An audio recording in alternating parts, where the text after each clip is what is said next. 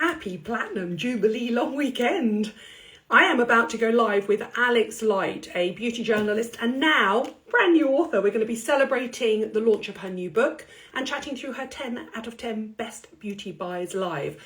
I have to admit that when we booked this in, we didn't know it was going to be a bank holiday. So I promise you I will keep it so you can watch it in your own time as well. And she's already there. Let's get you in, Alex. Spending your bank holiday with me. I appreciate it. Where are you? Are you coming in? Hello. Hello. Happy Platinum Jubilee Day. I know, the platitubes.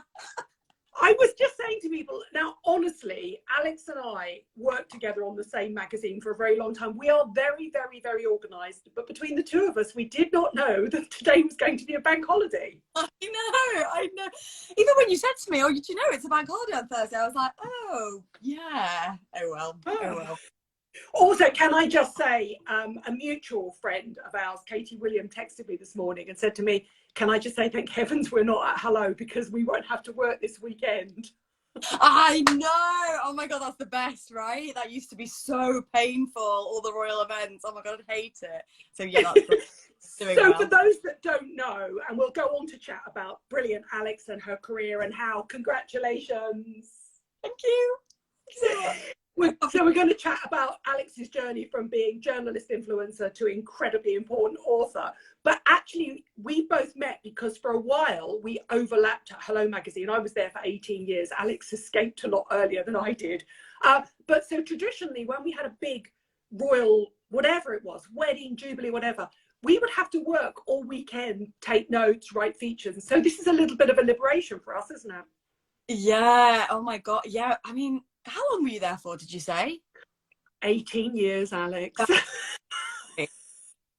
Oh but my never God. in the office, which is why we didn't get to know each other and become friends until really after I left. No, that's so weird. God, that 18 years, that's quite a stretch. I did almost 10. And that was a lot.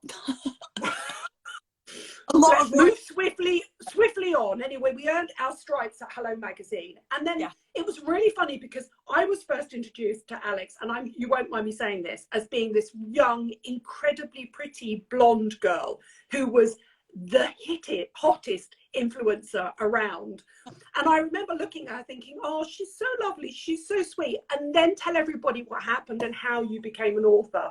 And I know that's a lot for you to do in like 5 minutes, but you have been on a real journey, and this is a celebration of that journey, right?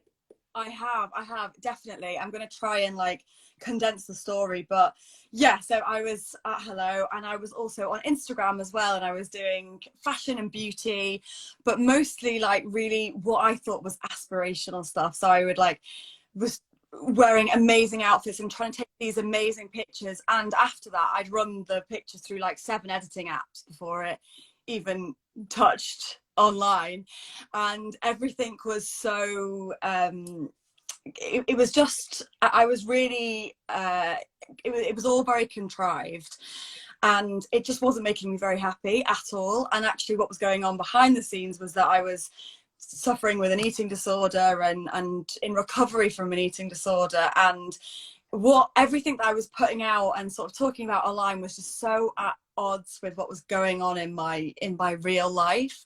And at the time, you know, I was having therapy for my eating disorder, and I was learning about diet culture and body image, and I kind of, it does sound really cringe, but like I did feel like galvanized into action. Like I want to do something, I want to talk about this, because it felt at the time that there was no anti-diet narrative at all. It felt like I couldn't access that, and there was, it was more underground, but I wanted to just try and act and try and, I guess, put another option out there, rather than, you know, we've been taught our entire lives that we have to like shrink our bodies down and be as small as possible. Like, actually, let's explore other options. So I mean, it didn't happen overnight. Like, it was a very gradual process, and very scary to put something up for the first time without being edited, like, because I would thin my waist, I would always thin my chin, and like give myself a proper jawline and smooth my skin and just create what I thought was like the perfect body. So that was really scary and vulnerable to put my actual real body out there. I remember when, in a way, you and I were being pitched against each other as influencers. I always thought it was really strange because you're young enough to be my daughter. But I remember looking at your feed thinking, oh, I like, she's lovely, but she's not like me. Like, I'm never going to be that young, that slim, that beautiful, ever. So I was like, I have to say, this is so patronizing of me, but I sort of dismissed you and thought, that's it, she does that and I do what I do. And then I remember coming back to you a couple of years later, around the time you were about leaving Hello, and I remember coming up to you at an event, tapping you on the shoulder and go, I've just started following you. What you've done is so, I think I swore, so amazing. I'm so impressed by the fact that you are earning this journey at your age when it's really hard. Like, I'm old enough to have been around the block. I don't filter my pictures. I have a sort of age positivity. And I felt like I was one of the first people to do it. But actually, most older women are a little bit more comfortable within their skin. So they just accept the fact that they're never going to be young and skinny and beautiful. And you just come to this sort of realization that you just have to embrace who you are. And that takes a long time. And I think for you to do it as a hugely successful influencer, massively successful, you were earning a good wage doing it.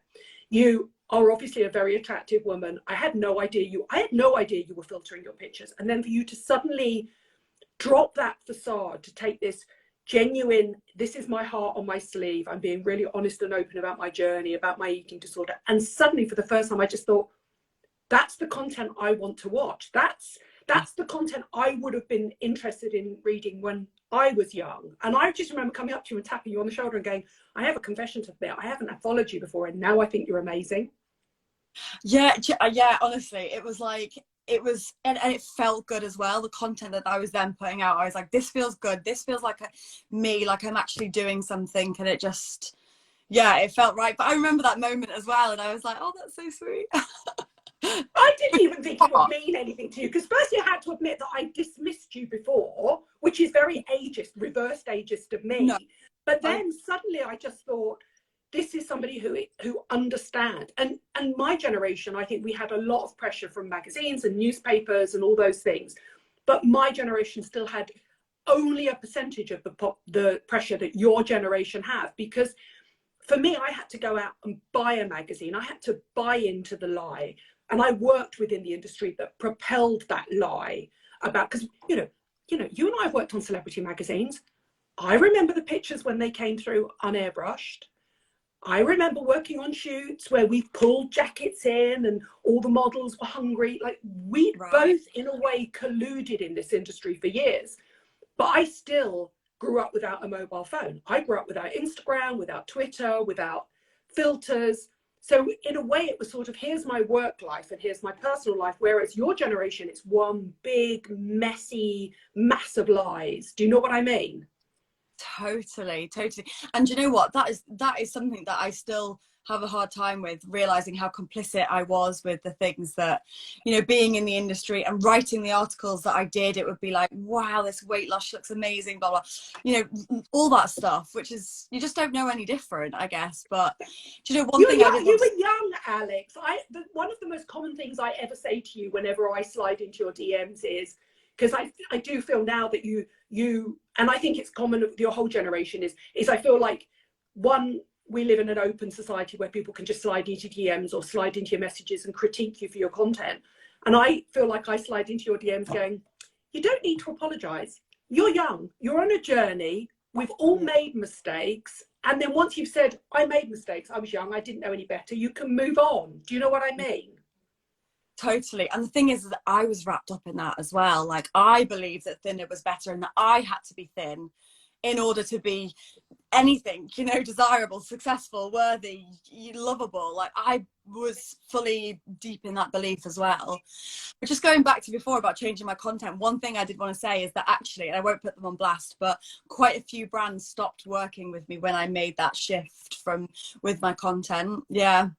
One even Sorry, go on. one, even it was in the middle of like a 6-month contract, and they said, you know what, it's just your content it's just not looking the way it does anymore.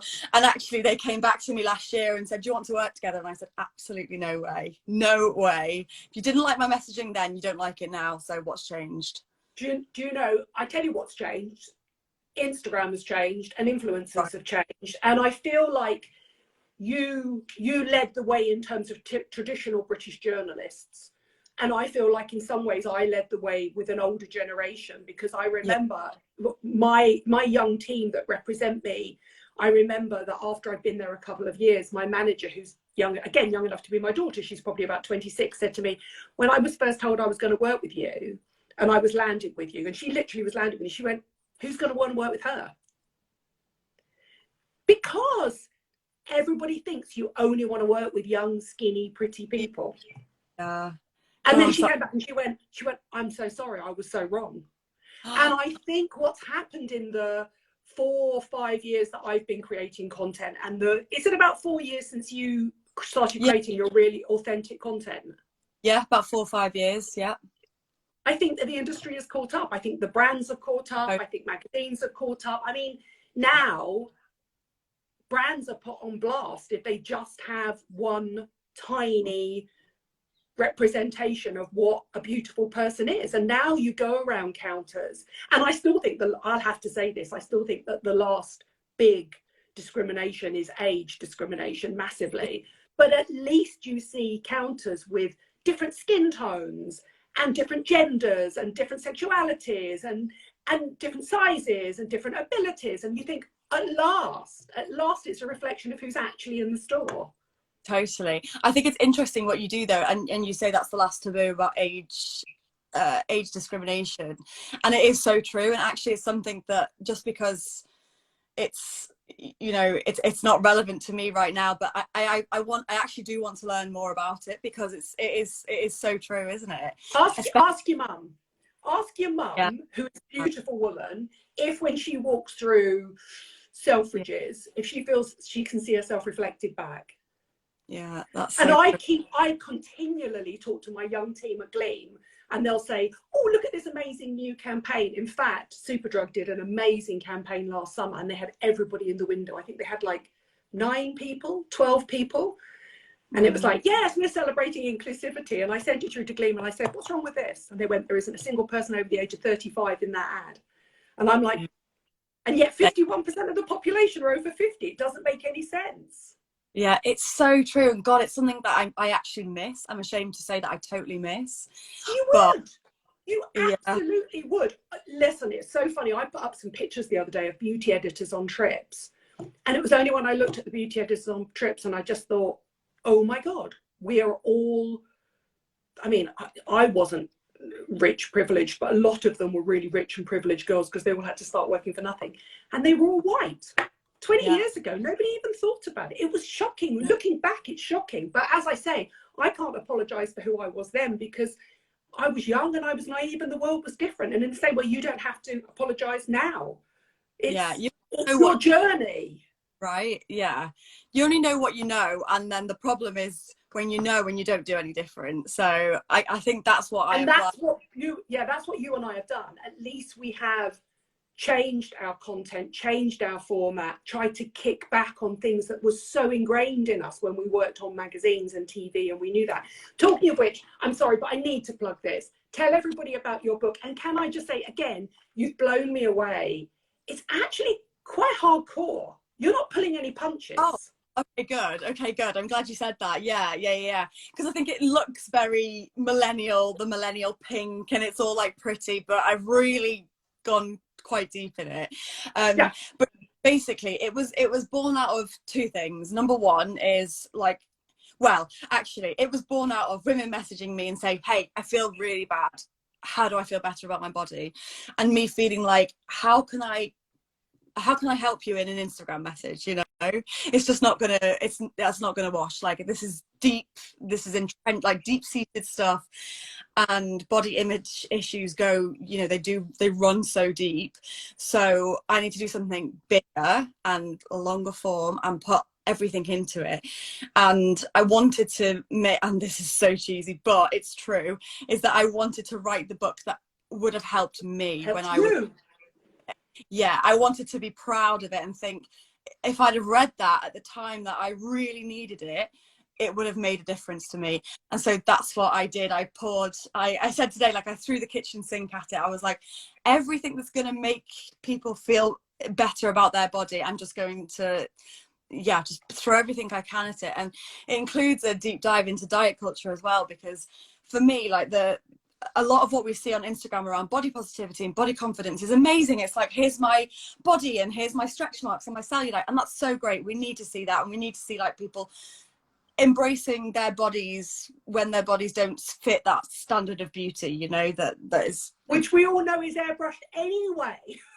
Exactly. And that we've been force fed since forever.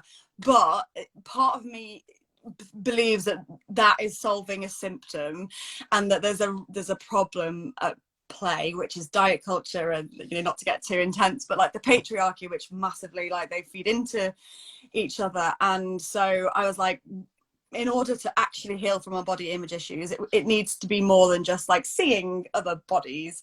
We need to get to the root of why we feel this way about our bodies, because it's not innate. We're not born hating our bodies. We're conditioned. It's conditioning, and we're taught to. So the idea was that I did a deep dive into diet culture to explain, this is why we feel the way we do, and then here's how we can get out of it, basically. I'm going on holiday next week, and I'm going to take it away with me, but having scan read it first, it's partly a deep dive journalistic investigation into why so many women hate their bodies and are trained to hate their bodies, but it's also quite your personal journey as well, because you're sort of saying, I've been there, seen it, done it, I'm going to hold your hand, you're not alone, I hope that I can help, isn't it? Exactly. And so that, like, if you can't read that, and I'm never sure on phones, even though I make my living on my phone, it's called You Are Not a Before Picture, how to finally make peace with your body for good. There it is. And is it actually available now? No, it's available. It launches on Thursday next week, Thursday the 9th. So but you can Thursday next week, and it's Harper Collins, by the way, if you want to find it. But I presume if you go onto Amazon, I'll put a link. Can you pre-order on Amazon? You can order, yes, it's on now. Thanks, Nadine. I'll get a pre-order for it, and it's really interesting because, as I say, Alex and I come from Alex is young enough to be my daughter, but we actually have a really similar career path. Alex is much more modern in the terms of, she was both a digital and a print journalist, but we actually came up the same way, working in magazines, wanting to work in magazines, which both opens your mind to, in a way, the lies of magazines and how we see pictures before and we see them afterwards, and we're on shoots, so you basically see behind the velvet rope of this weird veneer of perfection which doesn't exist, but by the same token you're also partly colluding in it. I know, right? I still haven't got over how I did that for years. Do you know, it was so funny, I'm 5'11", I've got stretch marks all over the tops of my thighs and on my bum because I grew really tall really quickly, and I didn't know that supermodels and models had stretch marks until I went on a shoot. And I remember the first time I ever saw a really big celebrity and a model with stretch marks, and I remember seeing it and going, oh, I'm normal.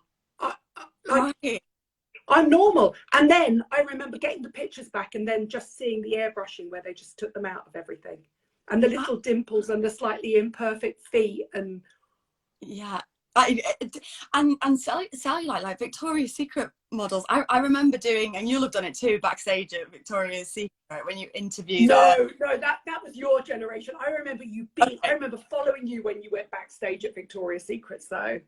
Right, yeah, and being like, you know, these women just they still have like cellulite and stretch marks, but there is just an absolute, can I swear? No, I won't swear. A ton of stuff, of products thrown on it, so they don't. And also, and this isn't to like skinny shame at all, but like, I think that was a big moment for me as well, is like seeing those girls backstage and seeing just how slim they are because of, like, you know, a lot of the time because of what they've put their body through before the show. You know, they were very open and vocal about what they did before the show, and being so shocked at how slight and delicate. Tiny. They felt in real life, but then you see them on the runway, you see them in pictures from the runway and in the videos, and they don't look like that at all. And it's just, yeah, it's so true. I remember the first time I ever started working in magazines, and I worked with supermodels back in the era. So I started in magazines in '89, so I worked all the way through the '90s, and I remember meeting these people who were considered supermodels, who are considered supermodels. I'm 5'11", I'm a size 12 to 14. You would not see them if they stood behind me. This isn't just slim. This is a unique, weird, genetic, almost freakdom going on. I can't tell you how narrow their hips are. I can't tell you how narrow their shoulders are. I can't tell you how tiny these people are. It's if you buy into the culture, they've won the genetic lottery. It doesn't matter what you and I do to our bodies or faces. We're never going to look like that. Their hips. No. Oh my God. I remember going to the London one, and I was really like in the throes of anorexia at the time, and I hadn't eaten for a good like couple of weeks prior to that. And I remember just looking at these girls and thinking, God, I'm not even as thin as them, and I haven't eaten for I have starved my body for such a long time, and realizing like I will never look like that. Even, it's just, you just cannot compare yourself. And I think it's so easy to, that's the problem. It's so easy to. And like I said, in my day, you would have to turn on the TV at the end of the day, or go and buy a magazine. And in some way, that act of turning on the TV or going to buy a magazine is somehow very slightly disconnected from your life. So you know that you're ripping open a magazine, and you know you're entering into a fantasy world. When you go to the cinema or you turn on the TV, you know you're entering a fantasy world. But when it's in your phone, you wake up, you log onto an app, and then you just see friends, family members filtering themselves. It seems so much more immediate. That is so much more, that's next level toxic for me. And I feel so sorry for your generation, and even more so your generation. People in their teens and 20s now, there's no disconnect between that fantasy world and their real life. And that's heartbreaking to me. It's so much, it's insidious. It feels much more insidious because there isn't that barrier between well, I can't say for sure that it's been airbrushed, but it's a model, and it's been it's Vogue, and it's Marie Claire, and it's Elle, and we kind of know that's all a bit ridiculous. Or it's on a big screen in the movies, and you can't really believe what's been CGI'd or not. But somehow there's something about logging into somebody in real life. I mean, let's be honest here. How many people do we follow, and you look at them, and then you catch up with them in real life, and you go, you don't look like your feed. I know. Do you know what? I saw someone, I feel bad saying this, but like close to me, but not an influencer at all, just, not an influencer, just like posting for herself and her friends and family. And I just saw some very bad Photoshop in her picture. I was like, it really has spread that far and wide, and it is that accessible. Editing is that accessible that it's, you can pay £2.99 for an app that's going to change your body and face like that. Oh, and hair. And in videos as well. Yeah. Which blows my mind. I mean, everybody knows about still apps, but then you get that weird sort of Kylie Jenner thing where they move and it glitches slightly and their face doesn't quite. And the weird thing is even me, I remember probably about a year ago playing around with some silly filters. And I remember looking at myself in a filter and then taking the filter off and being disappointed with what I saw in real life. And I'm a grown-ass woman. Like, I know I don't look like that. So if that can affect me in 5 minutes, what is that doing to a 15-year-old? It's heartbreaking, seriously. You are not a before picture. If there's one thing I can teach you, I need to meet your mum one day. Stop wasting time and putting your life on hold until you're perfect, because you're never going to be perfect.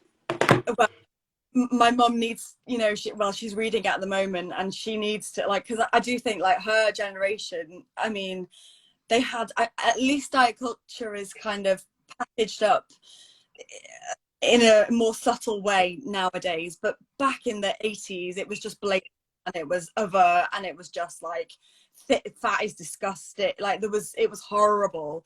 So I don't think there's anybody my age that doesn't remember their mum having slim sear bread and half a grapefruit for breakfast.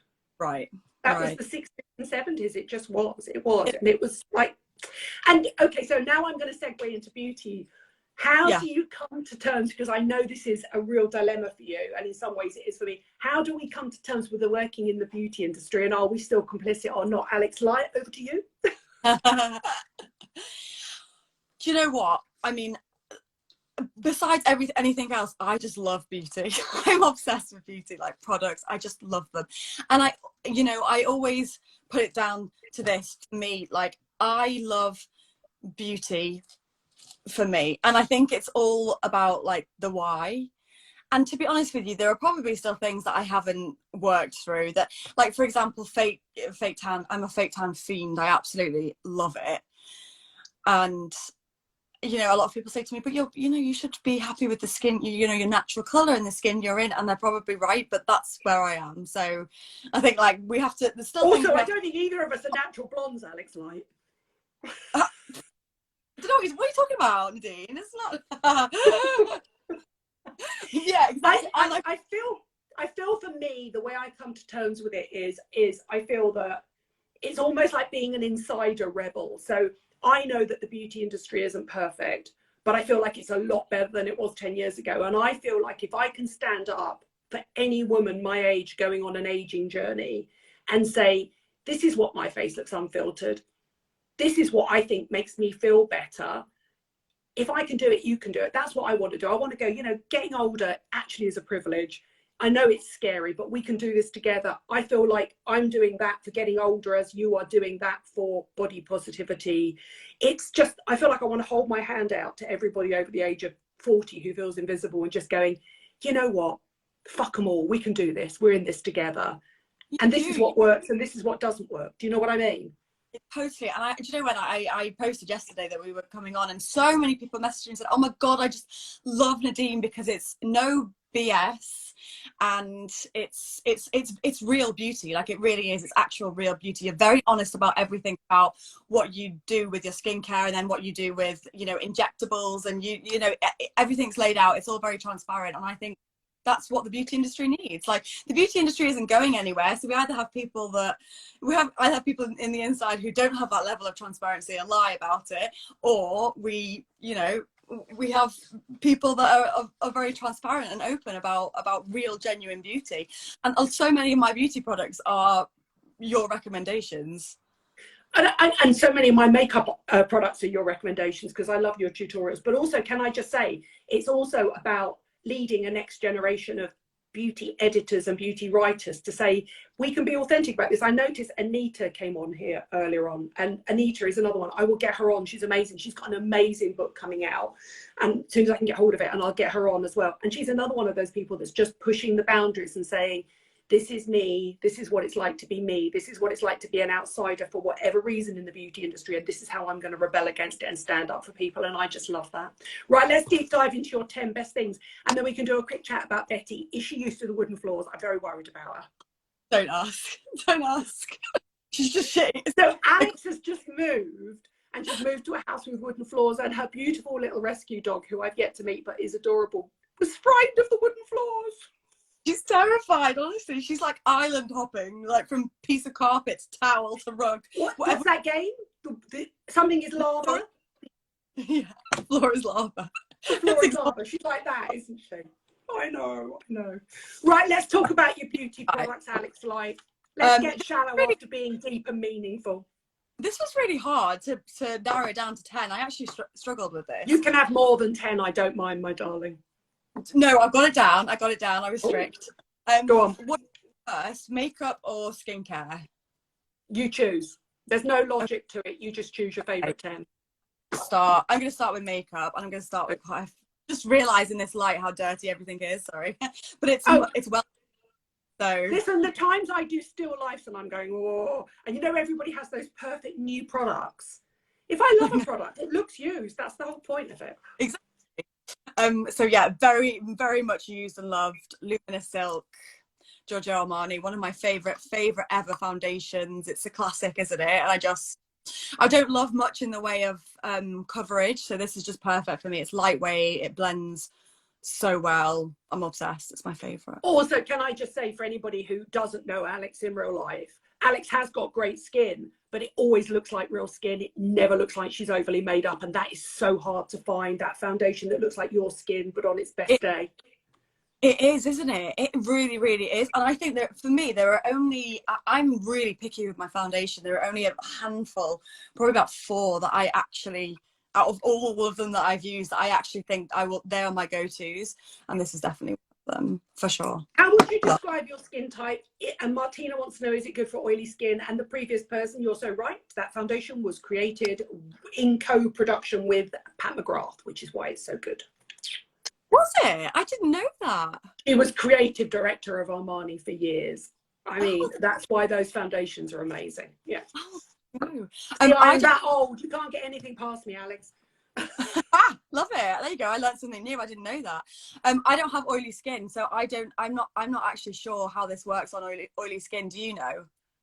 I would say it was medium light coverage, a gentle glow, and I would say it was suitable for all skin types. I really would. It's non-occlusive.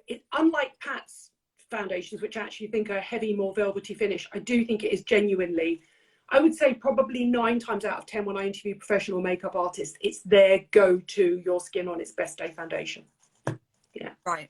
Nice. You know what I love as well? Do you know Power Fabric? Yes. Also, Giorgio Armani. I really like that for like more, if you want something a bit heavier. But is that being discontinued? I genuinely don't know, but that's what Pat created in her Skin Fetish foundation. A heavier coverage. That's that Power Fabric. Yeah. Really like that. Oh, that's really nice if you want it on camera, if you want like camera skin. Next one, again, super dirty, but It Cosmetics Superhero Mascara. Do you know, I am obsessed with mascara. Like, I am not cool. I know it's cool to just like have natural lashes. And I don't like fake lashes, but I love mascara. Like, the more, the better. I layer it on. Like, you know, when makeup artist does your makeup and I'm like, that's great, but I need 4 more coats of mascara. Yeah. Easily. I absolutely love Superhero. Show everybody what the brush is and why you love the brush so much. Can I just say, you've just reminded me, I have not used that mascara for at least a couple of years, and it's so good. It's so good. It is the best volume, the best for like loading up the lashes and lengthening. And it's like, do you remember when like Glossier Lash Slick came out? And I tried that and I was like, what the hell does that do? No, I want a stripper lash, Alex. I want a stripper lash. I want a full on, almost like body glitter, give me a pole with it. I love it. And I'm like you, can you master false lashes? Because I can't master false lashes, so I want a mascara that gives that effect. Do you know what? I've never tried because I don't like the look on me. I've never liked false lashes on me. I once had a full set of, you know, what they call extensions, and I just didn't like them. And I don't like strip lashes. I just don't like anything. But actually, I like maybe a couple at the end, and that's what Cher Webb did my makeup for my wedding, and she put a couple at the end, and I like that. But I would never do it myself. I just eyelash curlers. So that mascara, for everybody asking, is called It Cosmetics Superhero Mascara, and I totally agree with Alex. I think it's amazing. And one tip, I learned this like fairly recently. It's so good. So I've always heated my eyelash curlers with a hairdryer beforehand, and I've always just used it before mascara. But actually, once your mascara is dried, if you go again, then not with the hairdryer, just dry, just cool. Oh my god, they're like boom. So that's that a Cher Webb tip, is it? No, it was another makeup artist actually, and I can't remember her name. It was really bad. She did my makeup. Bearing in mind we used to interview them for a living, I can't remember where I got half my tips and tricks from. What eyelash curler is that, by the way? Because I think ever since Shu discontinued selling in the UK, it's been really hard to find a good eyelash curler. Is it the Kevin Aquan one? No, it is the Shu one, I think. Sorry. Oh no, yeah, no, it is. Sorry. Yeah. No, it's fine. Listen, it's the best eyelash curler ever. I think maybe you might be able to get them on Amazon and get them in the UK. I never use an eyelash curler. Lazy. I can't be bothered. And actually, my eyelashes do grow. They don't grow out straight anyway. Yeah. I'm quite lucky. But I think it was Ruby Hammer that said to me she thought the Kevin Aquan one from Space NK was the closest to the Shu one. Nice. Yeah. You have got very Next. big eyes, so I love this product. I'm just going to go over and grab something, and I want your opinion. Okay, keep going, Okay. Alex. Keep going. Okay. Go on. Well, and you know what? Like, okay, so 3 things. I know there's 4 things I can't live without, and one of them is bronzer. Like my favorite thing. Like, I just love it. Not as much as mascara, but almost. So I've got 2 options because obviously this Chanel one is very, very expensive. But I mean, I absolutely. This is a new one I got the other day actually. Oh, and you know when you've got a new it's just beautiful. Also, keep that plastic thing. You know when you open it up and you've got the plastic thing. I threw mine away, and then what I do is I do my makeup. I'm in a hurry. There's somebody coming. There's an Uber coming. Whatever. And then you go back at the end of the day, and it starts to dehydrate and shrink from the edges. So you do kind of need to put the lid back on. I didn't know that. Okay, well next time it won't take me long. What brush? Also, can I just say, you know, Revolution do a dupe, and look who else has just done a dupe. Have you tried this? No, I haven't tried it. Is it good? Is it? Comes from sorry, Charlotte. Comes in 4 shades. There's no way in a million years that doesn't come from exactly the same manufacturer as the Revolution. Yeah. Okay, there you go. And the dark side. I know. Yeah. Well, there you go. And it comes in more shades. I think Chanel now comes in 3 shades. They introduced another one this year, and I think Charlotte Tilbury comes in 4. I think Revolution do a dupe, but in quite cheap packaging. I think it might come in 8 shades. They still need more shades, don't they? A lot more shades, the Chanel. No, I mean, let's be honest here. Like I said to you, 20 years ago, I dug out some events of us at a beauty editors thing, and we were all tall, relatively slim white women. Did we even think about the fact that nude was this shade? No. But now brands need to step up. They need to do better. How can you live in this world and not be inclusive? Blows my mind now. It blows my mind. I know. It's shocking how much it happens. What brush do you use with this or products like that? You first. I actually, I don't think I've ever found the perfect brush basically to use this with. What am I using at the moment? At the moment, I'm using this brush from Vive, which I quite like. I think you need a shorter, stubbier kabuki brush, and I use the Pat McGrath a shorter, stubbier kabuki brush. Oh, okay. And I think the Pat McGrath foundation brush is brilliant, but Real Techniques do one as well. So I think it needs to be bigger and flatter, so you can just buff it in. There you go. One of those. Another option for bronzer, which I love. I don't know if you've tried this, the Iconic London Sheer Bronze. No, tell me about it. It's really, really beautiful. It's like, well, it's a lot cheaper. I think it's only like £14 or like £12, something, so it's a lot cheaper. But it's just really beautiful, very buildable, and it makes skin just very dewy and luminous, and it's a gorgeous bronzer. And I actually apply it with a Real Techniques brush, but it's gone. I don't know where it is. Over or under foundation? Well, actually, I normally do it over, and I tried the other day. I saw Katie Jane Hughes did a video where she used her bronzer under, liquid bronzer under, so I tried it, but I still needed it over the top, so always over for me. I agree with you completely. So for those of you who have never tried the Chanel one or the Charlotte Tilbury one or the Revolution one, it's got this weird balm to powder soft focus formula that sort of gives you a bit of a sort of real life blurring skin filter. It really does. And I just feel like you would lose that if you put that under foundation. Yeah, you lose it. That's the thing. And then it just doesn't make sense for me to put it under foundation, because I want that to be the the thing. That said, if you look at the way Katie Jane Hughes does a lot of her tutorials, she actually just uses concealer. So she'll just do concealer here, concealer around here and here. Yeah. Then just the rest of her skin, she just uses that bronzer, and it just buffs out. I mean, she's a wizard, though. I will never be able to, obviously never be able to do makeup like her. She's a wizard. Next up, I've got this, bit random, but fake tan. You'll never see me without fake tan, like ever. I don't think you have ever seen me without fake tan, and you probably never will. At least twice a week, face almost every day. Like, I just love Okay, that. so the question is Dave used to the smell of stale biscuits? And do you have Turin shrouds for sheets? Do you know what? He is so used to it now. He doesn't even bat an eye. And sheets, the tannologist tanning water will never leave, because, do you know, Nadine, I used to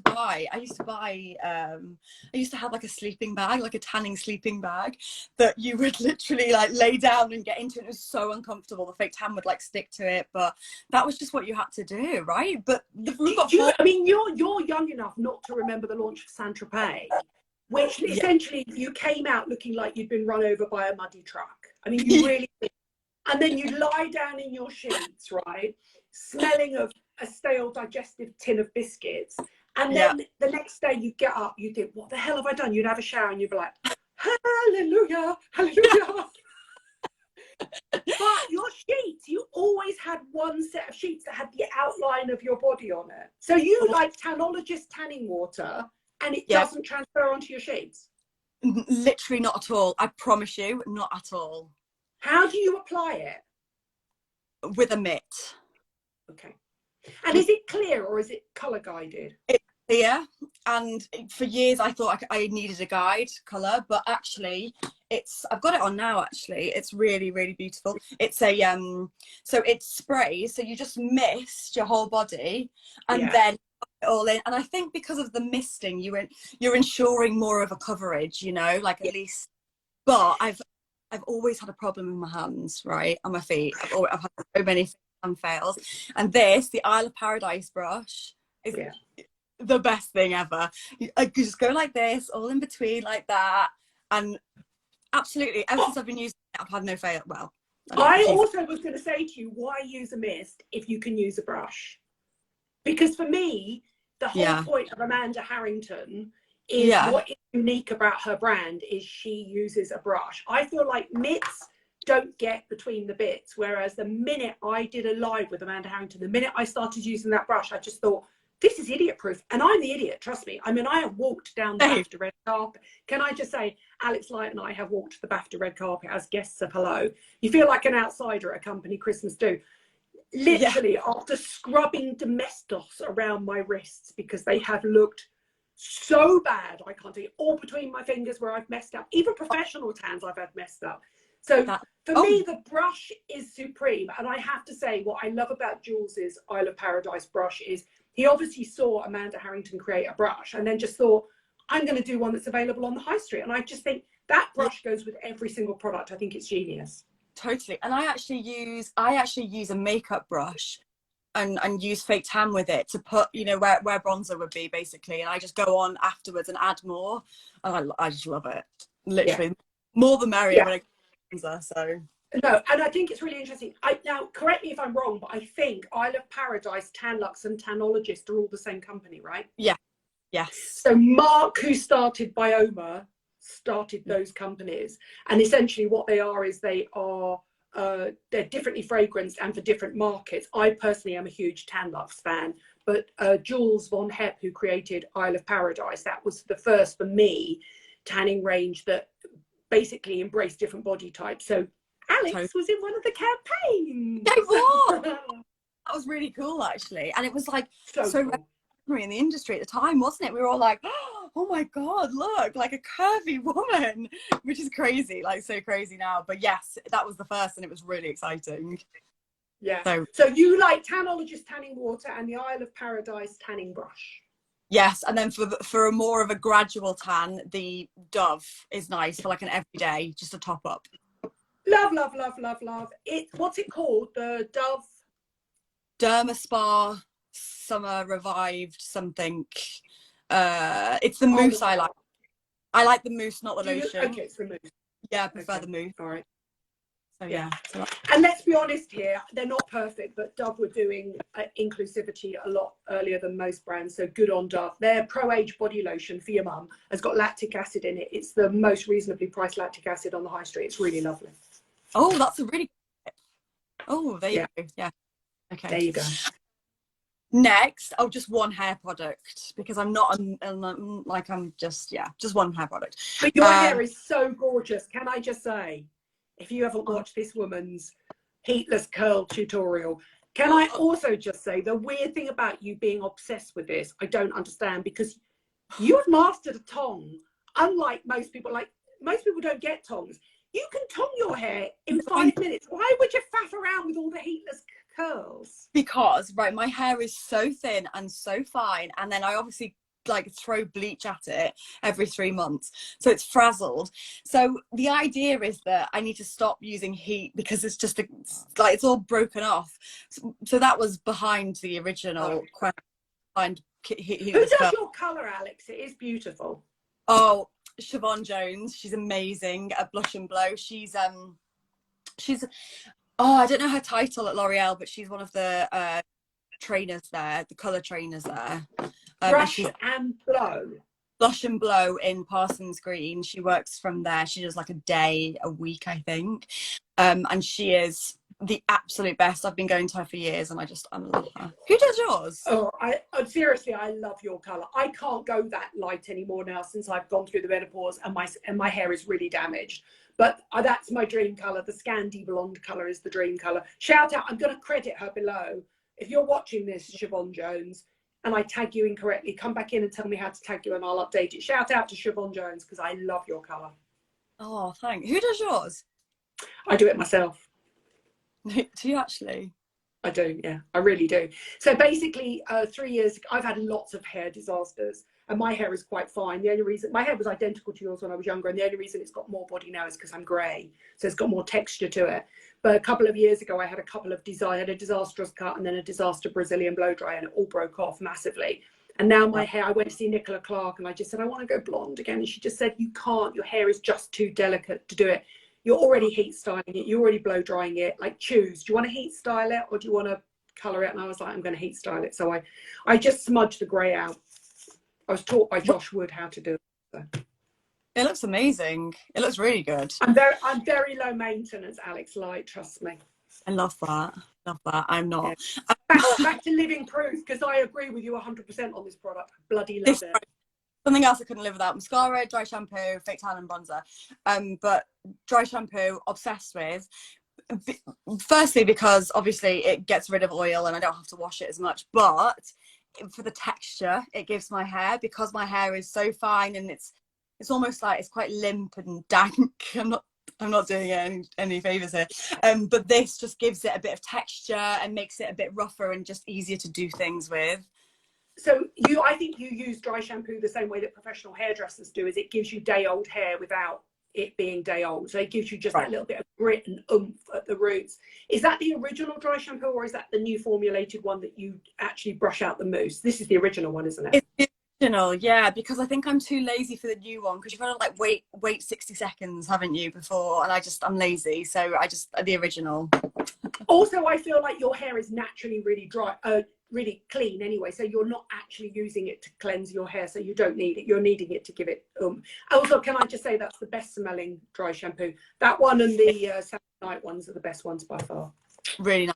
Yeah. Skincare. Okay, I've got five skincare products. I'll go in order of how I use them. I mean, it's a no-brainer. Like, yeah, it's just my favorite. It's the best cleanser I've ever used. It's super affordable, and effective without feeling like it's just stripped your skin. And I just love it. And it genuinely is hydrating. So yeah.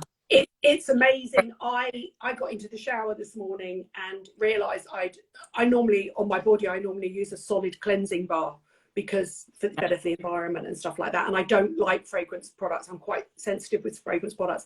And all I had was that in the shower. So I did my entire body with the shower.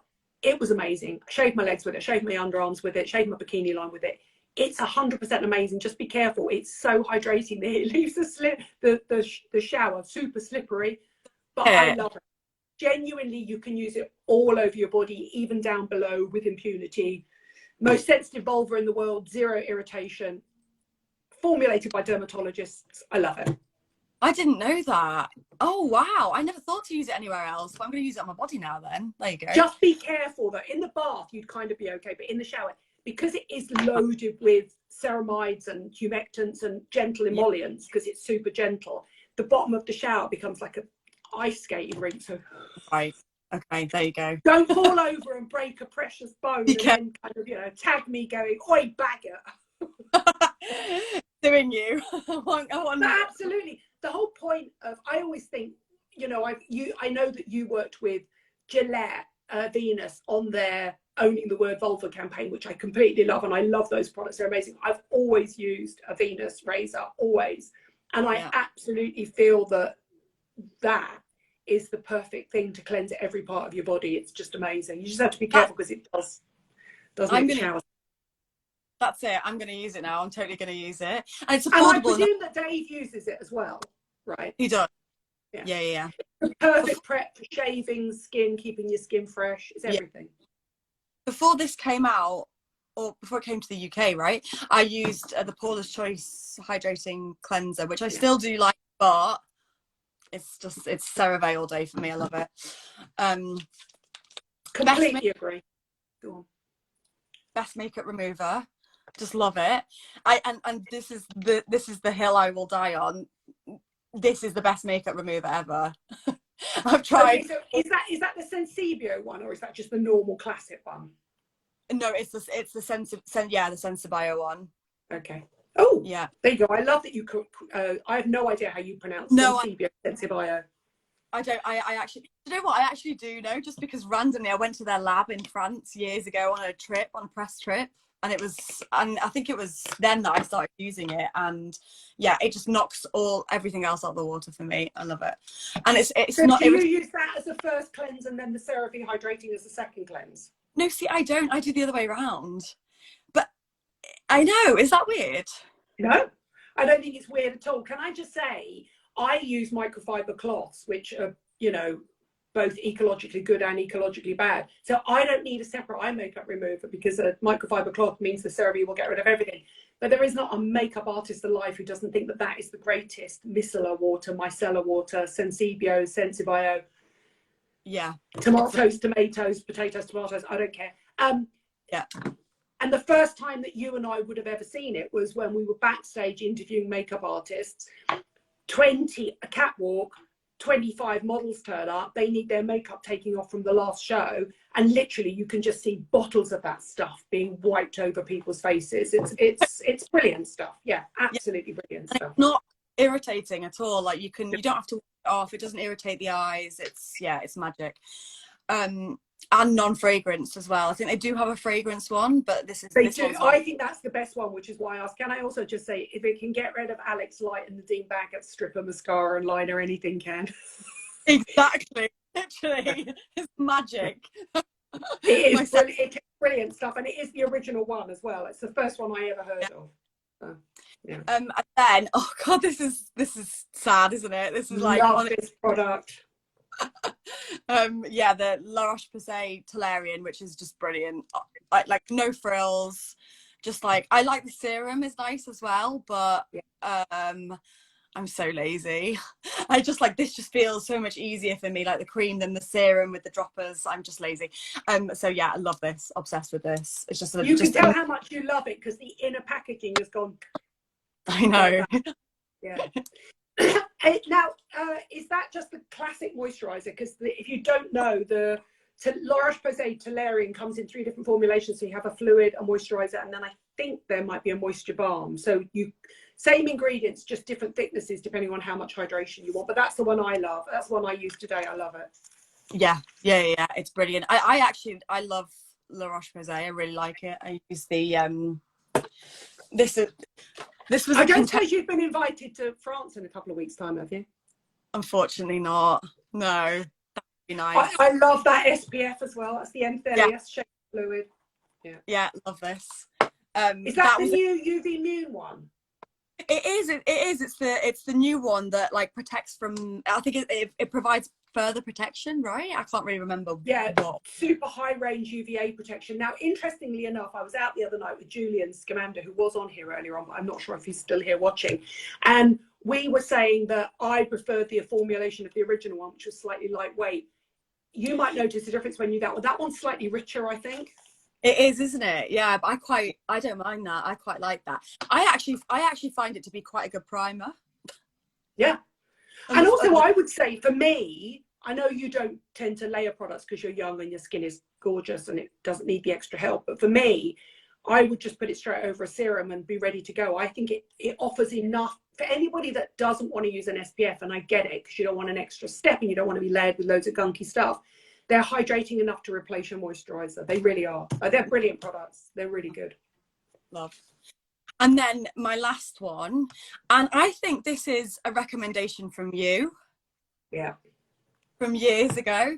And I've tried every lip product ever. And I know people swear by Aquaphor, don't they? So then when I went to the States, I bought like 10 of them. But for me, nothing compares to this.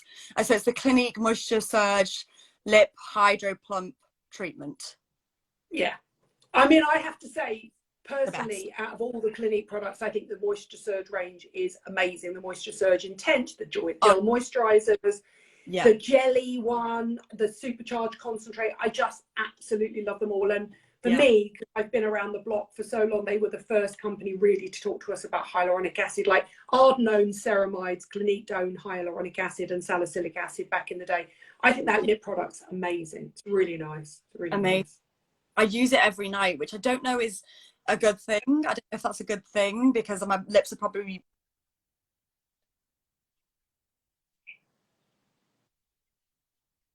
I mean, I don't really think you can get, I don't really think, I don't think you can get overly used to it. The question I would say is, what are your lips like when you don't use it?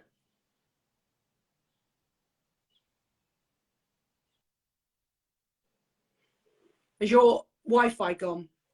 Is it your Wi-Fi or my Wi-Fi? Yeah. Tell Dave to turn off Sky TV. We need all the broadband we can get. You've frozen, Alex. Can you come out? Can you come back in? Oh, no. Oh, go on. I'm telling you. She's back. She's back.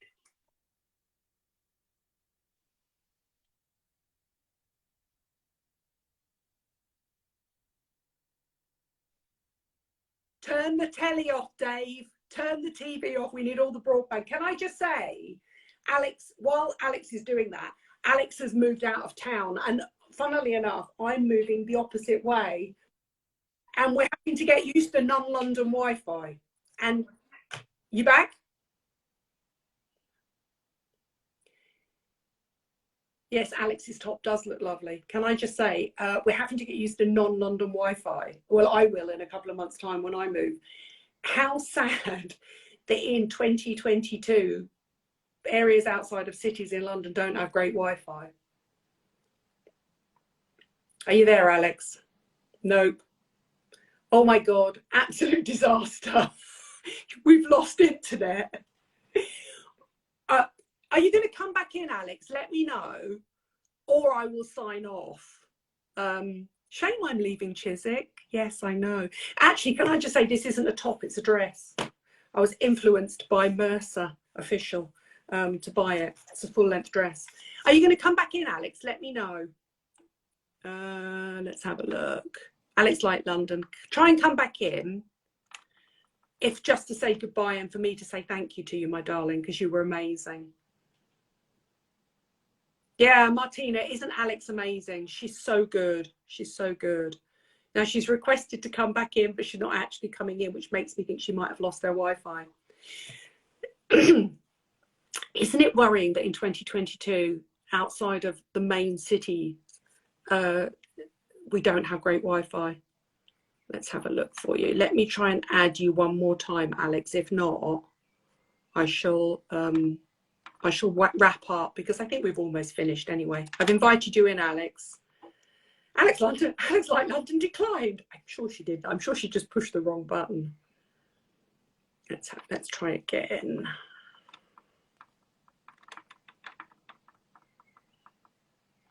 I've invited you again, Alex. Let's have a look. It's probably just to say goodbye anyway, because she was amazing. Can I just say, while I'm waiting for her to join, just to say goodbye, you are not a before. There she is. I'm so sorry. We've just completely lost internet and I've got no 4G here. It's a nightmare. I'm sorry. I literally was saying while you were there that you've just moved out of town. You've moved to one side of London. I'm moving the diametric opposite side of London. And in 2022, it is shocking to think that you move. I think you're probably 30 miles outside London, 40 miles outside London, if that. If that. I know. Yeah. And I literally took my mum to see my new house, which is the opposite side of London, 30 miles of London. No internet. It was literally like going back to the sticks. And we're just thinking, it's 2022. What the hell's happening? How soon is it going to be before you can get high-speed internet where you're moving to? Oh, the 16th of June, and I'm counting down the days. Like, for God's sake, I can't live like this. Do you know, it's so funny because I'm moving in the middle of August. So Alex is moving in temporary accommodation because she's going to, I think you're either doing a house or building a house from scratch. I mean, kudos to you and Dave. Again, I just say, I've got a secret crush on Dave. I just love a little bit of grumpy man. Can I just say, he's so funny. So Alex is doing that. I'm too old for that. I've done up houses many a time when I was Alex's age. I've actually bought a new build, which I never thought I would do. The other side, diametrically opposite, and there is high speed internet, and it goes at the bottom of my road, but it doesn't go up my road. You're joking. You're joking. But it will be in by the time I move up there, because for me, I love my lives. I love interviewing people. The whole point of these lives is that, one, I'm fed up with listening to myself. Everybody who follows me knows I love the products I do. So they're great for your mum, but they're not good for you and your sisters. We want different skin types, different skin tones, everybody. I want everybody to be included. So I have to have good Wi-Fi to include the world. So. Okay, fingers crossed for your new place then. You don't end up like this. I was screaming down at Dave. I was like, get off the internet. He was like, I'm not on the internet. I literally was saying, while you were frozen, I was going, Dave, I'm sure you're not watching, but can you just turn Sky TV off for 5 minutes? It's too much demand on the broadband. And what I was saying was, next Thursday, you are not a before picture. Genuinely, it has clear messaging for every single woman who has ever delayed living life, delayed doing something fun, delayed buying a new dress, delayed buying or wearing a bikini, delayed going on holiday because she thought she couldn't live up to body standards. It's the right side of intellectual with good research, and she's interviewed all the experts, but it's also a very personal journey. And look, she's adorable and she's approachable and she's authentic. So you're going to love it as much as you love her. And if you don't follow her, you should already follow her, because you should follow her because she's amazing. Oh, you're the best, Nadine. Thank you so much. And I will come on your podcast. I mean, she has invited me on. I'm not inviting myself on. Can I? Let's talk about ageism. That's the thing. You have to come on. We have to talk about it because this has been so fun. I've really enjoyed this. The whole point is it's supposed to be fun. And also, while you were frozen, somebody came on and said, I love your lives, but this is the best one yet. So that's amazing. But we'll talk about ageism because I do feel like it's the last taboo. And 100%. if you don't listen to Alex's podcast, it's called Should I Delete That? And it's completely unfiltered. Yeah, it really is. We've had to bring the beat. Aren't you now in like the top 5 all-time Apple podcasts? No, that would be lovely. Not quite, but we were at #1 for a week when it launched at Christmas time, so that was very cool. #1 in the Apple charts, so that was really exciting. But so I love the fact that Alex gets a different person on every day to talk about their authentic journey, and it doesn't matter whether they're tackling diet culture or they're tackling a diagnosis of an illness or it's just really interesting. She has really interesting guests on, and then they're completely unfiltered, and then they always do a funny segment which is basically Alex in real life, because if you've ever met Alex, she's one of the funniest people ever. I mean, you are genuinely, even if it's slightly by accident, you are also genuinely one of the funniest people ever. That's good. Mostly by accident. Where can they find your podcast, by the way? So on all podcasts, Probably should work out how to say that. I don't know. What do you say? Podcast suppliers, whatever you call it. Should I delete that? If you type in "should I delete that" in Spotify, Apple, you'll find it. Yeah. But I also want to say that I really do love you, Nadine. And honestly, like, since we've known each other through Hello, you've always been so nice to me and so supportive. And even like random things, like my mum will be like, my mum loves you, and she'll be like, will you just, she's like, I know, I hope you don't mind, and I hope I'm not putting you out, but will you just ask Nadine if like this is a good product or that? And you always reply with like amazing advice. And so yeah, thank you very much. What's your mum's, is your mum on Instagram? She's not. No, she's not there yet. Well, then carry on asking me questions on her behalf. But can I just say to your mum, if she watches this back one day, please join in Instagram, because we need more women our age doing it, because the only way you're going to see yourself reflected back is if you start doing it and start engaging with people. And I'll be really honest with you, don't listen to this, Alex. Obviously, Alex's mum, you'll still be following Alex. Just only follow women your age. And that way you'll just have yourself reflected back. Sod all the young people. Media is amazing. You can always find what works for you on social media. That's the thing. Like the breadth is incredible. So make it work for you. Like the power's in our hands, totally. Completely. I always say, and I remember you posting something that I posted as well. If you turn on your Instagram or TikTok, heaven forbid, but if you turn on your chosen app and you close it down and you feel bad about yourself, start unfollowing people that make you feel bad. You don't owe them the loyalty to follow them. Follow people who make you feel good about yourself. Otherwise, what's the point? Life is genuinely too short. You are not a before picture. Well said, Nadine. It's brilliant. I think I might have stolen that from an incredibly clever person. Stroke author. Thank you, my darling. Love to Dave. Love to Betty. I'll put all of the details of all of the products down below, plus the book, plus the podcast link, plus the Amazon link, yeah? Yes, and happy Platinum Jubilee. I can't resist it. Somebody, I think it was Fat Tony, called it Platy-Jubes. I've heard somebody called it Platy-Jubes. Now, the first time I heard it, I thought it was disgusting. And now I can't stop saying it and laughing. Platy-Jubes. Platy-Jubes. So good. It's so funny. It's funny, right? Thank you, my darling. Lots of love. See you soon. Thank you. Bye, everyone. Thank you so much. Bye, everybody. Bye.